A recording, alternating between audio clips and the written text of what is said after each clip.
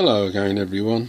I bought this engine a few days ago and posted a video on YouTube asking if anyone could identify what model type it was.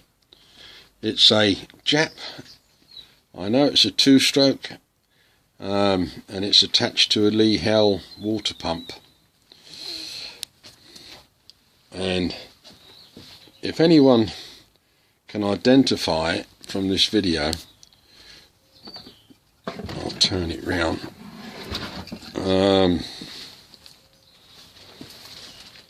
Perhaps you could post a comment if you know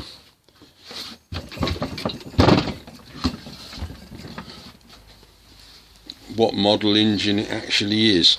On the side here, which you can't see in the video, but there is a serial number, and I think it begins with C80.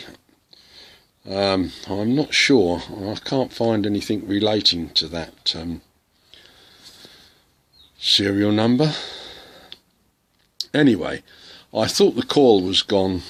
I'd taken the flywheel off and cleaned the points, and it actually runs very, very sweet. So I'm not going to do anything to the engine. I'm just going to clean it all up and repaint it, and perhaps make a feature of the pump working.